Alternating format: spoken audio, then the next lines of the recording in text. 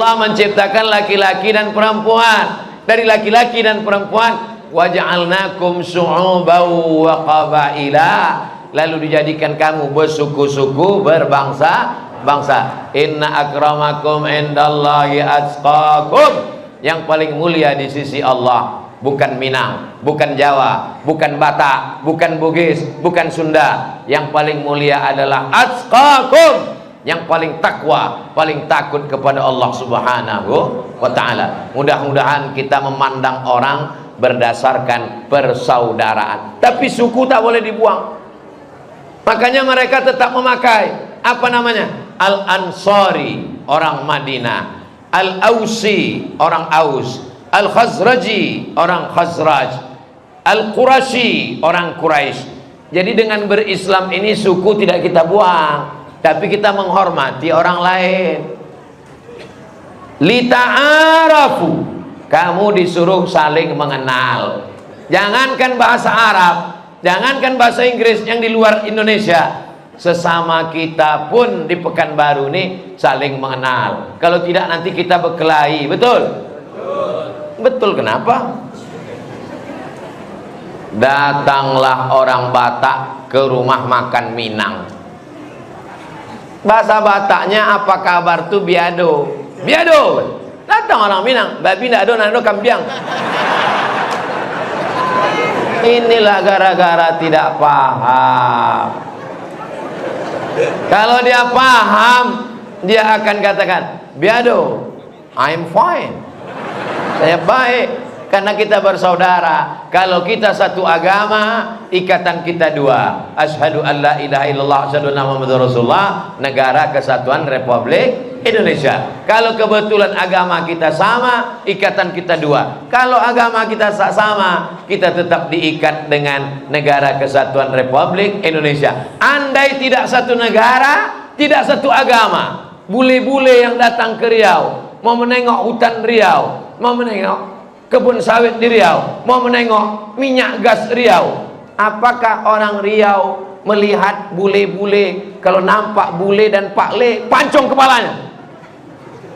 Seandainya orang Riau itu radikal, seandainya orang Riau itu teroris, seandainya orang Riau itu ekstremis, tidak akan lama perusahaan Chevron. Betul? Kan baru belakangan berubah jadi Pertamina. Sebelumnya apa namanya? Sebelum Chevron itu apa namanya?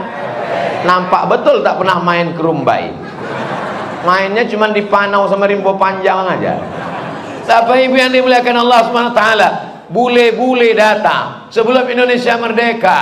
Mereka sudah datang mengeksplorasi, membuat sumur minyak. Akhirnya kontraknya habis, dilanjutkan oleh perusahaan lokal Pertamina. Apa maknanya? Riau selalu welcome dengan siapapun. Jadi kalau ada orang mengatakan itu orang Riau radikal gara-gara ceramah Ustadz Abdul Somad, kalau bohong-bohong aja lah, tapi jangan bongak betul macam itu. Ada rupanya orang Riau ini jadi radikal gara-gara ceramah Abdul Somad. Ada orang Riau ini jadi membunuh turis gara-gara ceramah Abdul Somad. Ini orang Ustadz marah? Tidak marah. Memang kalau panas nih gini bawaannya memang. Di mana-mana saya ceramah, air minum itu 1 botol. Ini dipasang orang ini 3 botol.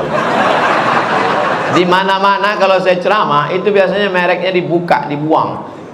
Buang. Coba tengok rekaman-rekaman. Mereknya dibuang. Kenapa? Kita tak mau mengiklankan air minum orang, iklan gratis. Tapi ini memang sengaja dipasang. Minumlah air Syafaqallah. Kantor Jalan Soekarno-Hatta, Arengka 1, depan Indogrosir. Bagi Anda ingin air isi ulang galon, hubungi 0852 5631 0007. Catat nomor berikut ini: 0852 5631 0007. Acara apapun acaranya, minumnya tetap Syafaqallah. Hubungi nomor berikut ini. Padahal belum jelas lagi persen-persennya ini.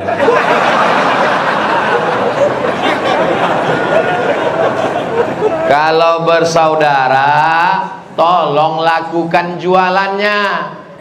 Jangan mengaku bersaudara satu masjid, satu imam, satu pengajian. Tapi laku tak laku bukan urusan kita. Ini banyak orang di Pekanbaru ini, begitu pergi ke pasar pagi Arengka, menawarnya mencekik batang leher.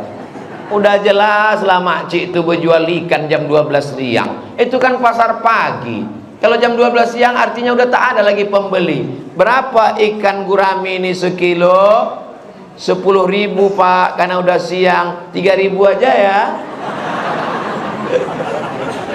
Dia bilang 3.000 itu sambil menunjukkan cincin emasnya 3 ya kata dia. Untunglah nenek itu lemah lembut baik. Kalau bolehlah dia selalu mendengar ceramah saya, udah saya ajarkan itu. Kalau ada orang kasar gitu, kasih dia pisau yang menyisik ikan tuh. Kenapa tak kau bunuh aja kau? Nah. Tapi kalau dia makan di rumah makan di atas mall, datang orang membalikkan duitnya sisa. Pak, sisanya 50.000 lagi. Ambil aja. Kenapa? Karena yang ngasihkan itu cantik. Gatal. Padahal kalau yang di pasar pagi tadi kau tolong, anaknya bisa sekolah. Betul? Mereka tuh bukan cari kaya, mereka tuh cari makan, guys. Gara-gara ceramah inilah orang marah sama saya. Kalau saya ngajak orang puasa Senin Kamis, tak ada orang marah. Kalau saya ngajak orang sholat duha, tak ada yang marah. Kalau saya ajak orang bersolawat, tak ada yang marah. Tapi kalau saya ajak, mari belanja ke warung tetangga, orang akan marah. Kenapa? Periuk belanganya terganggu. Ustadz kalau belanja santri, sampo, sabun, odol gigi, minyak, saus, anti nyamuk, kemana Ustadz belanja? Saya belanja ke supermarket 212 Jalan Soekarno, Jalan Subrantas, depan kampus Unri, setelah Hotel Mona. Jelas? Patut kemarin kami tengok mirip-mirip Ustadz. Memang aku lah itu. Ada pas saya sedang belanja-belanja, orang tuh bisik-bisik. Saya pakai masker, pakai topi, disangkanya anak Unri semester 7. Saya tak ada nyuruh-nyuruh orang. Saya belanja sendiri, saya ambil sendiri, saya bayar sendiri.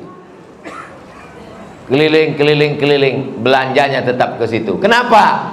Kita ingin membangkitkan ekonomi persaudaraan. Karena kalau duit dia banyak, dia akan bayar zakat. Kemana dia bayar zakat?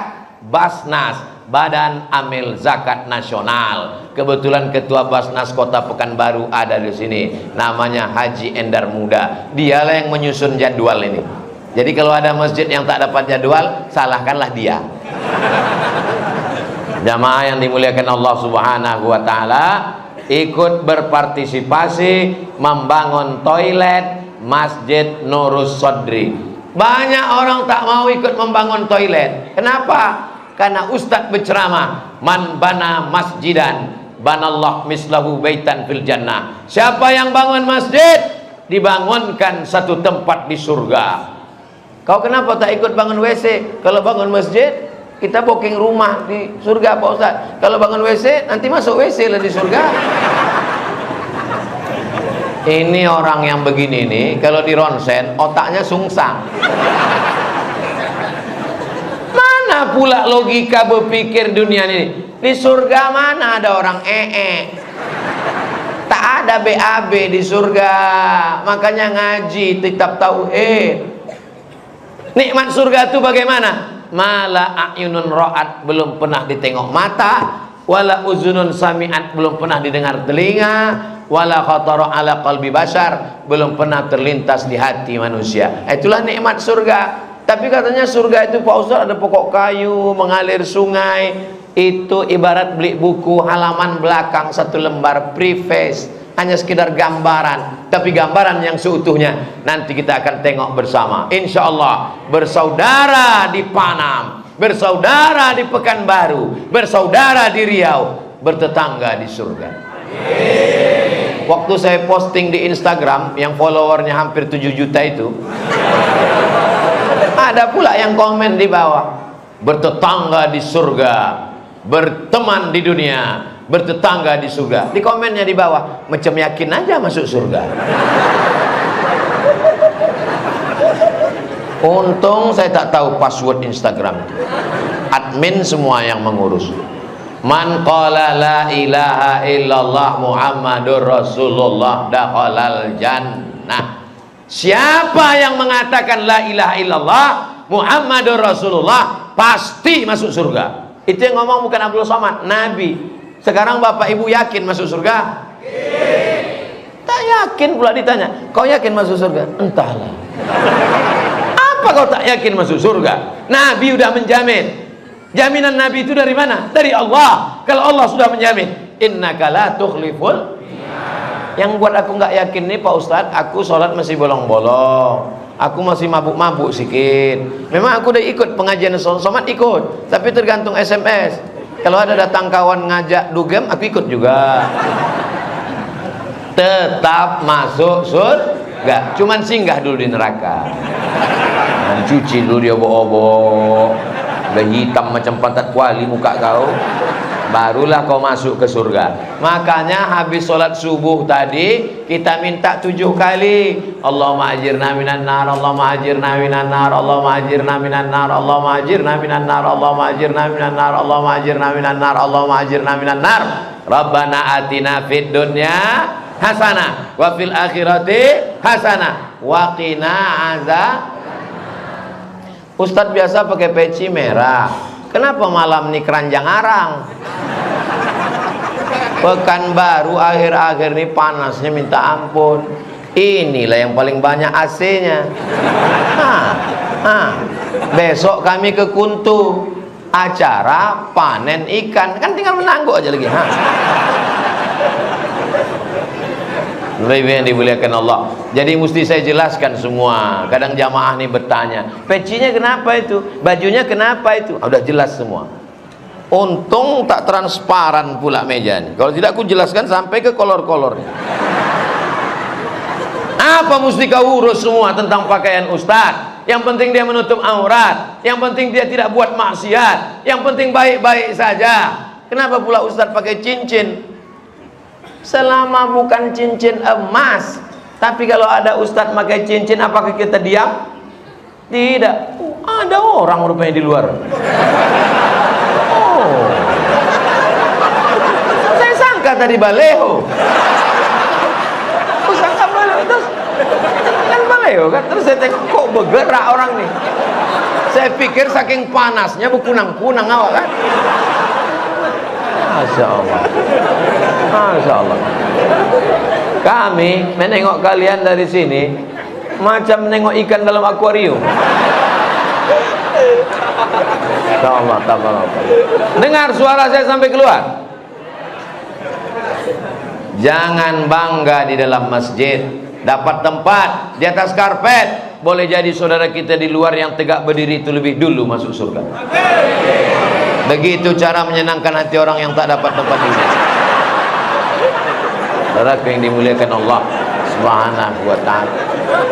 Apalah payahnya menyenangkan hati orang kan? Bukan perlu dibayar menyenangkan hati orang. Jumpa sama orang, apa kabar? Sehat, sehat Pak Ustadz. Badan sehat, sehat Pak Ustadz. Hati sehat, sehat Pak Ustadz. Pikiran sehat, sehat Pak Ustadz. Kantong yang tak ada kutanya kantong. Tanya itu pula yang disebutkannya. Masya Allah, tabarakallah. Kebersamaan kita ini, bak kata lagu, kemesraan ini janganlah cepat berlalu. Siapa yang jamin bahwa besok pagi kita masih bersama lagi? Ada yang bisa menjamin? Maka kita berniat, kalau besok kita dibangunkan Allah subuh, maka kita akan sholat subuh berjamaah. Amin. Terbangun, buka mata, tengok jam dinding. Alhamdulillahilladzi ahyana ba'dama amatana wa ilaihin. Terbangun mata, tengok TV masih hidup. Rupanya niat mau nonton TV, akhirnya ditonton TV. Terbangun, tangan megang handphone remote. Rupanya niat mau menelpon, mau meriksa handphone, rupanya kita duluan tidur. Bangun nanti malam pegang ujung kain, masih ada jahitannya, alhamdulillah. Sampai masanya nanti kita terbangun gelap, dipegang ujung kain tak berjahit. Saat itu tak lama terdengar suara marab buka. Waktu itu ada gunanya duit di bank? Ada gunanya anak bini? Yang dulu kata ibu tuh kaulah bulan, kaulah bintang, siang malam jadi kenangan, terbayang-bayang, makan tak kenyang, tidur tak lelap. Sampai masanya kita akan menghadap Allah. Tapi ada saudara-saudaraku yang senantiasa mendoakan. Apa kata dia? Allahumma ighfir lahu warhamhu wa'afihi wa'fu anhu waj'alil jannata maswahu. Allahumma ja'al qabrahu raudatan min riyadil jinan. Kalau kira-kira Ustaz Abdul Somad ini mati, mau kalian mendoakan? Banyak yang tak mau dari bunyinya. Saudaraku yang dimuliakan Allah Subhanahu wa taala. Apa tanda bersaudara? Ini masih saudara yang kita bahas. Peduli ini nanti. Peduli lindungi. Apa tanda kita bersaudara? Tanda kita bersaudara adalah mau tahu dia makan apa tak makan. Tetangga kita ke depan 40 rumah, ke belakang 40 rumah, ke kanan 40 rumah, ke kiri 40 rumah. Rupanya sekarang baru mengalami kemajuan. Kalau zaman dulu depan, belakang, kanan, kiri. Sekarang ke atas 40 rumah, ke bawah 40 rumah. Tinggalnya di mana? Kondominium. Rumah sarang burung merpati. Tinggal di tengah. Naik turun naik lift. Saya kalau udah naik kondominium yang 100 lantai, bingung saya. Cemana membawa jenazah orang? Apa dicampakkan ke bawah? Saudara yang dimuliakan Allah Subhanahu wa taala. Apakah kita pernah mau tahu dengan tetangga kita? Oh, tahu ke tadi? Sekarang orang tak mau tahu. Zaman dulu kalau ada tetangga tak makan, bisa didengar suaranya. Lapar, lapar. Sekarang tidak terdengar karena dindingnya 2 lapis. Kita mau minta tolong ke rumahnya. Assalamualaikum, assalamualaikum. Anjing herdernya sudah siap. Mengaku umat Islam, mengaku bersaudara. La yabitu syab'anan. Orang beriman itu tak bisa tidur lelap. Wajaruhu ila jambihi ja'i'un. Kalau perutnya dalam kelaparan, tak sanggup dia tidur lelap kalau perutnya dalam keadaan lapar. Jadi kita mesti pandai-pandai merasakan perasaan orang lain. Betul? Tadi saya ceramah jam setengah 9. Sekarang sudah jam 9:15. Sudah 45 menit. Saya aja yang di atas ini, yang anginnya lebih kencang, lebih dekat dari kipas, hampir-hampir terangkat topinya. Bagaimana dengan saudaraku yang duduk dari maghrib tadi? Betul? Nah, itu jadi saya mesti pandai merasakan. Artinya ceramah ini tak boleh lama-lama. Saudaraku yang dimuliakan Allah Subhanahu wa taala. Banyak orang sekarang pintar merasa. Banyak orang sekarang merasa pintar. Tapi Islam mengajarkan kita, la yu'minu ahadukum, kau belum beriman. Sampai kapan? Hatta yuhibba li akhih, sampai kau sayang kepada saudaramu ma yuhibbu li nafsih, sama seperti sayang pada diri sendiri. Pergilah kami ke daerah Tenayan Raya, di tempat orang membuat batu bata. Banyak saudara kita yang untuk cari makan susah, berjemur di panas terik. Itulah asal muasal kami membuat program mengumpulkan beras. Pergi ke pinggir tepi Sungai Siak, rumah kayu.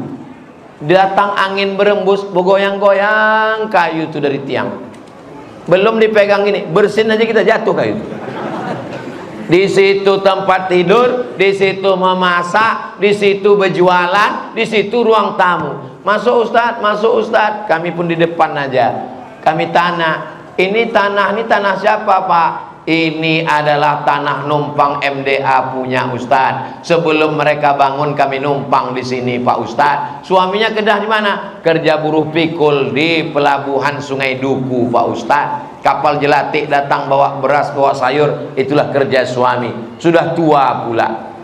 Itulah asal muasal Yayasan Tabung Wakaf Umat, yang tadi ketuanya Ustadz Al-Nabdinar, Ustadz Abdul Somad ikut pembina di sana. Akhirnya kami buat program pembagian beras. Berasnya dari mana? Dari Pekanbaru. Untuk siapa? Untuk orang Pekanbaru. Karena kita tidak ingin dituntut di hadapan Allah. Abdul Somad ceramahnya hanya di masjid besar. Abdul Somad ceramahnya hanya diundang bupati, wali kota, pejabat. Dia tak mau turun ke umat. Besok habis sholat subuh, habis tabligh akbar, habis pengajian di Harapan Raya, langsung khitan ceria. Nah, itu memang program kita setiap Sabtu, khitan ceria. Kenapa disebut khitan ceria? Karena anak-anak ini tak menangis, tak terasa dia. Jadi yang dulu khitannya terlalu sakit bisa dicoba sekali lagi. Daftarkan segera suami dan anak Anda. Kebetulan saya diangkat jadi bintang iklannya. Nah, jadi anak saya lah saya khitankan. Umur 8 hari dikhitan, tak menangis. Alatnya itu begitu kering, lepas sendiri. Makanya waktu saya mengendorse buat videonya, segera berkhitan dengan sunatron. Pagi berkhitan, sore bisa akad nikah. Tidak pakai sarung, tidak pakai perban, alatnya lepas, khitannya sukses. Wow, amazing. Jangan sampai orang takut masuk Islam gara-gara khitan. Masuk Islam itu mudah, tinggal sebutkan passwordnya. Asyhadu an la ilaha illallah wa asyhadu anna Muhammadan Rasulullah. Nanti khitannya gimana Pak? Khitannya pakai sunatron. Besok habis sholat subuh dengan Ustadz Somad, khitan ceria. Berikut ini yang akan kita khitan sebanyak 99 peserta. Pemotongan pertama oleh Ustadz Abdul Somad. Saya dipersirakan dokter untuk motong. Terbayang saya, ini kalau sampai salah potong, hilang masa depan kawannya. Nah, jadi sampai sekarang saya memang belum punya keberanian untuk motong. Tapi bukan berarti saya ini orangnya pengecut. Ketika datang dari Jakarta Juleha, saya yang menemani. Siapa Juleha itu Pak Ustaz? Juru sembelih halal. Mereka kasih golok. Ini golok Ustaz Somad. Siap Ustaz motong kurban. Kecil lah kata saya. Potong, rekam, langsung videonya viral. Udah kalian tonton? La ilaha illallah. Tulislah di situ. Apalah payahnya menulis di YouTube itu? www.youtube.com. Sebentar ku ajarkan ya. Tulis itu YouTube, tulis itu Uwas Sembelih. Tulis Uwas Sembelih, enter. Tak ada pula signal ada. Uwas Sembelih, sekali tarik kurban langsung tumbang. Tengok. Sejak 2 tahun yang lalu. Sejak itu saya tak mau motong lagi. Tak sampai hati saya menengok sapi itu, kata dia. Akhirnya mati. Saya ini orangnya memang kalau berceramah suara menggelegar keras, tapi hati saya lembut. Tak sampai hati saya menyembelih kambing, sapi. Makanya tahun lalu di rumah, siapa yang akan motong? Serahkan ke Ustadz Alnop. Tapi setelah dipotong Ustadz Alnop, dimasak, tak pula sampai hati saya membiarkannya.